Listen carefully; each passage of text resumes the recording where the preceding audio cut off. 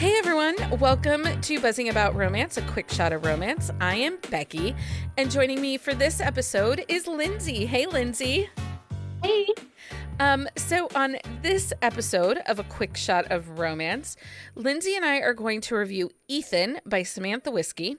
It is book 3 in a Billionaire's Game series. I think, right? Book 3? It is book 3, yes. So the first Is is Asher. Asher, and then Weston was the last one. And now we've got Ethan. And presumably 2 more. Yeah, and I think the one, Gareth is the one I really want, and I don't think we're going to get that one till last. Bummer. I know. He's the one I really want. I really want his too. But Crossland, I also am really interested to see like who rocks his world because he's an interesting guy. He kind of is, yeah. So we'll link the synopsis of this book on our On the Shelf show notes at buzzingaboutromance.com. Release date is November 29th of 2023. This tropes of this are after sports, he's the sports team owner. Ethan is. He's a billionaire. Close proximity, coworkers. They have a meet cute. Damaged hero, sports, slow burn, opposites attract. It is part of the Billionaire's Game. These are interconnected standalones, dual first-person point of view. I do want to put a content warning on this. Well, it pops at 58%. I do want to put a content warning on this because there was not one. No, there wasn't, and it should probably. Anytime you're dealing with abuse of any kind, emotional, physical, especially the kind of abuse the characters have gone through, I think it begs for a content warning. Yeah, just just you don't have to give anything away, but there will be a mention of past physical and emotional abuse. Like that's all it needs. There is some on-page violence, but even that's not drastic. Yeah. It's a fist fight. So okay, well let's talk Ethan. So Ethan Berkeley he's quite a character, but not necessarily, he's just really complex. He is very complex. He has basically self-prescribed to never fall in love again. He has a lot of deep trauma from his previous relationship, and he believes himself to be unlovable, which is kind of sad. It is kind of sad, and he's not, I mean, he has these great relationships, and he doesn't have this trauma with his parents or anything like that. It is simply that he got dumped and cheated on by what he thought was his one true love. She was vicious. She was vicious. But it also spurred him to buy the team because he bought the team as revenge. The person that she cheated with him on owned the team, so he took it away. But it wound up being a passion for him. He really loves owning the baseball team. And honestly, who could blame him? It would be a delight. Right. Well, and he's a self-made billionaire. Now, his dad is a successful businessman, but was not an overly wealthy man. Yeah. His mom, too. They were both pretty well off. Both of them were in careers that were pretty, not like high profile to the point of a billionaire, but to where they were very stable, good careers to where they were well off, I think. Yeah. So come to find out, Ethan is, well, let's talk about how they meet. Let's talk about their meet cute, because that really spurs the story. Because I'm going to be honest, I was a little apprehensive with this meet cute. I liked it. So I wasn't sure. She was a spitfire. She's a great character. Alexandra is her name, and she is a great character. So here's how the meet cute happens. Ethan is at his monthly Billionaire poker game with his buddies, Asher, Weston, Crossland, and Gareth, and then the other guy. And he is attracted to this woman across the room. Like, he cannot keep his eyes off of her. And in the course of the game, Crossland or Gareth, one of them bets him $12 million that he can get her to fall in love with him in 30 days. And he takes the bet. And he goes out and introduces himself to Alexandra, and she has been stood up. She's been stood up. It was a Tinder kind of date. She is a very short-term girl because she doesn't feel like she has a lot of time to devote to relationship. So she is a short-term lady. She's also a little bit emotionally unavailable because of her past relationship trauma. Which is why I think she keeps it short. Yeah, definitely. It's fully why she keeps it short. So her feelings can't get involved. It can't get too serious. She will not get serious. That's her big thing. She's not going to get serious about anybody. And kind of makes her the perfect person for the bet. And I think it also sets up really nicely for the complications that arise in the relationship. So basically, they meet, they do the meet cute. That is really, like, she's a whirlwind. She's like, no, I'm not going to fall in love with you. Like, he flat out tells her about the bet. Yeah, he's really straightforward. Yeah, he tells her flat out, and she thinks he's joking. Like, she thinks that he's absolutely joking about this bet and thinks it's just a line he gives girls, but he's not joking, obviously. So she kind of fires off at him some questions and gives him a test, a kiss test. I love the kiss test. She was like, well, let's figure out if we're even wasting our time now that you've got your, she asks him 3 questions, doesn't know who he is, doesn't know that he owns the baseball team, and she turns out to be like a diehard fanatic. Love that. Yes, I could see that you would love that. So she's like a diehard baseball fanatic, but doesn't know that he owns the team at that point in time. And then they do the kiss test. And with the kiss test, she takes his phone number and leaves. Like, the ball is fully in her court. She doesn't give him any opening at all. Yeah. And then one situation. They have a re-meet the next morning, but not on purpose. So the background is Ethan is been placed in anger management classes following a disruptive incident at an MLB game, prompting the other owners and the baseball commissioner to worry that he might not be fit to be an owner of the Charleston Hurricanes. And so he is walking into this coffee shop where Alexandra is because she is his life coach to help him cope with his anger management issues.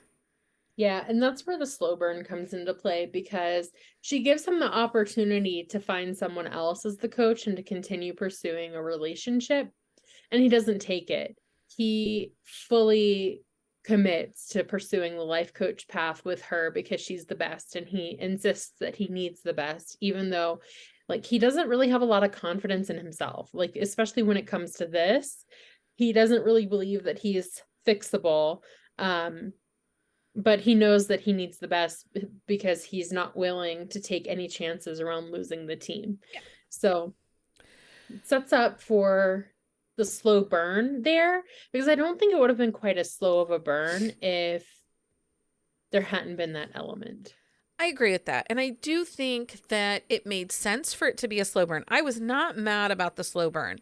And I really liked the glimpses we got of Alexandra's life. I like that we saw where she spends her time, what things are important to her, the things that bring her joy. She's a great friend. She is. She's so supportive and sweet, and then the way she spends all of her time, she's constantly volunteering and giving back, and she works at an animal shelter where she takes care of all the animals. I just really liked her. She's absolute girl crush material. I really liked her. My only thing with her was I felt like in the eye of professionalism, she was willing to tell everybody and anybody everything going on with Ethan. Like, she gossiped with her friends about Ethan, and it felt weird because, you know, she kept pushing that I'm a professional. It didn't feel like that was professional persona. That felt more like I'm attracted to him and I want to talk about him. Yeah, I can see that. But outside of that, now I don't feel like we got a ton of the other billionaires in the poker games, which is what I loved in Asher. Um, in this book, I wanted more glimpses of him with his friends, but we focused really heavy on Alexandra, and it was 30 days, so I guess we wouldn't have seen a lot of poker games. There just would have been the one that I guess we did get all the poker games in that 30 days, Yeah, didn't we? three. I think we got like two or three total games because there was the first one, and then they do the 30 days, and then they For extend the 2 30 weeks. days. Yeah, or And I something. think the way it winds up working out, we see. Well, maybe it's not a poker game. They go away. What is that whole thing where they go away at the end? Is that a poker Yeah, game? at the very end is the poker game, but Ethan and Alex go to a charity event. He takes her as his date because part of the thing between them is she has to immerse herself in his world to help him find triggers, but also to help him figure out how to calm, how to regulate emotions. And that part was interesting because it took her into his world, but almost in a safe way. Yeah. Um, and then there isn't a third act breakup, but there is a dark moment, and I don't want to spoil that for anyone. Um, and it kind of teeters to that final resolution of whether or not Ethan's going to get to keep the hurricanes. It does. Um, It's I liked the way that all played out. I thought it was realistic. I I also really liked go ahead. What did that you you really? saw I liked that you saw so much of his struggles like with anger management and that she actually genuinely helped him. Like you don't always get that kind of growth journey in a character, especially not in a romance, and I really liked that take. I thought it was a very fresh take on the romance, and I honestly didn't expect it. Um I thought it would be like less of the driving force of the book, but really like that is the backbone of the story. And I was not at all expecting that. It was absolutely his story, which we don't often get. The growth. A lot of times it's the female we see the growth, and the male is just kind of plopped in and out. This was an absolute. Usually we focus on the couple or the heroine. This was absolutely about Ethan's character arc. This whole story was how Ethan went from being angry and on the verge of losing everything to the HEA, and how he resolves and comes to terms and realizes his shortcoming, which I did like that. I do feel like we missed some of the Samantha Whiskey banter that we often get. I just wanted more banter between him and Alex.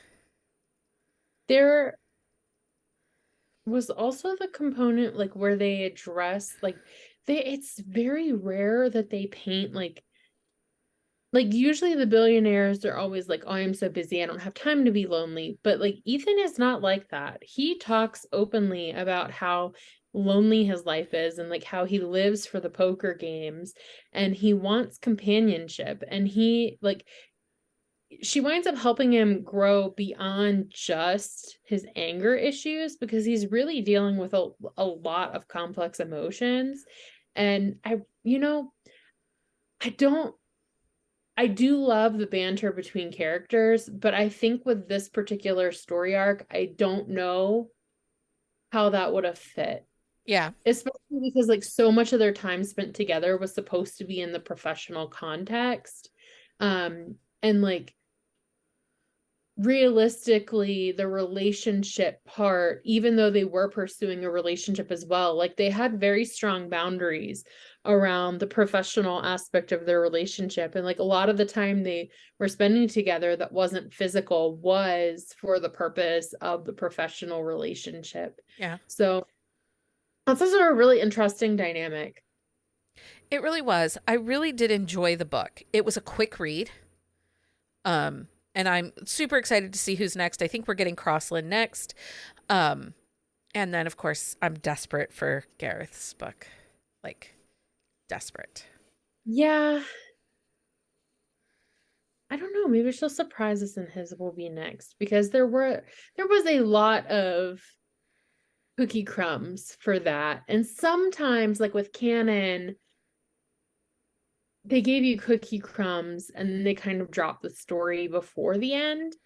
So I don't know. I'm interested to see. I'm kind of hoping it will be him because of how many cookie crumbs she left us, or breadcrumbs. I'm fine with cookies too. It's Christmas time. I'm good with cookies. I mean, I like them all. Bread, cookies, give them all to me. So, yeah, I do think that if you haven't read this series, you should check it out. I will say Asher's my favorite. This is probably second. Weston is probably third, just because it was so heavy in the friends to lovers. And I did not read Weston. And we know how I feel about friends to lovers. So it's I mean, they're almost always slow burn, and it's almost always like, it's something I struggle with too, because a lot of the friends to lovers component, it's like there's like that miscommunication aspect where they're just not being adults. Like, somebody's got to be an adult. You're just deceiving the other person. Be a grown up. Yeah. So I don't know. Nope. I struggle with them too. That's fair. That is fair. Lindsey, thanks so much for hanging out with me and reading Ethan. It was so fun. Until next time, everyone, happy reading. Find us on Instagram at buzzingaboutromance or on Twitter at buzzingromance. If you like the podcast, please leave a review. If you'd like to support us directly, join the Bookcase and Coffee Patreon and receive exclusive content only available to Patreon members. Check out bookcaseandcoffee.com for our on-the-shelf show notes.